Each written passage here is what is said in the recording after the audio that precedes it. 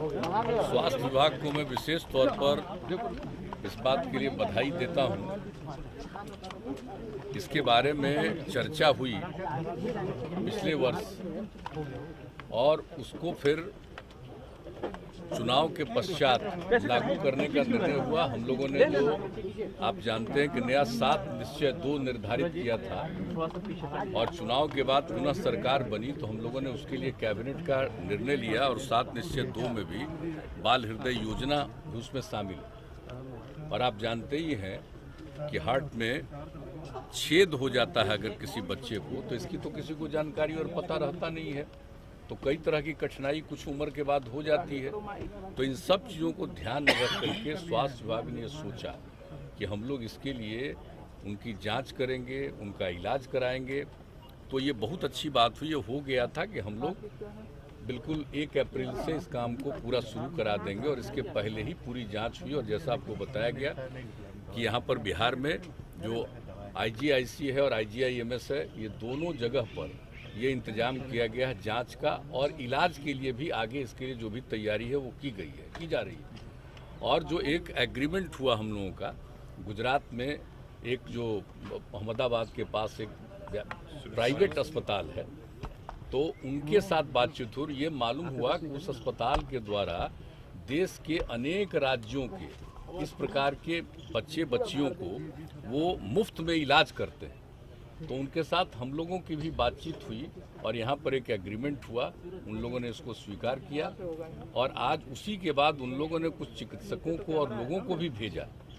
तो यहाँ पर बहुत अच्छी संख्या में बच्चे और बच्चियों का टेस्ट भी किया गया, दोनों में, IGIC में, IGIMS में। और टेस्ट करने के बाद जो तय हुआ कि ऐसे लोग पीड़ित हैं, इनको इलाज के लिए भेजा जाएगा, तो उसकी शुरुआत कर दी गई है।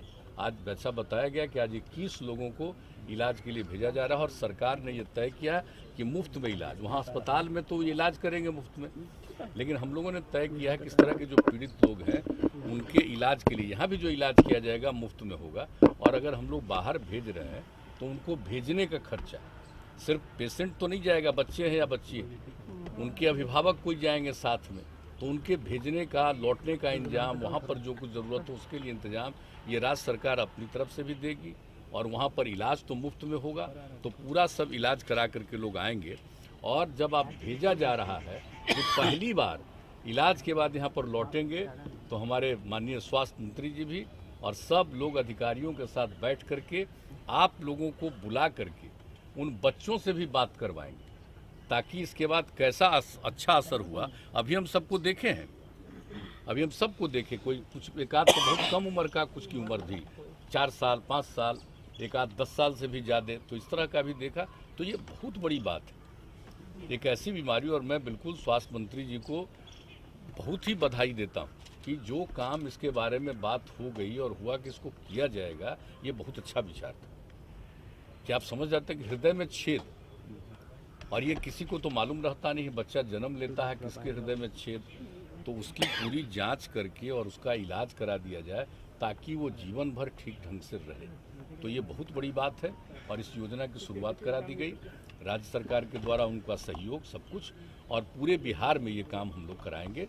और अभी तो बाहर जा रहा है, यहाँ पर भी इलाज होगा, इसके आगे और भी हम लोग देख करके अन्य जगहों पर करेंगे ताकि ऐसे बच्चे बच्चियों का ठीक ढंग से इलाज हो सके। नवादा में मौत को लेकर सर, शराब को पीने को लेकर के होली के दरमियान बहुत मौतें हुई।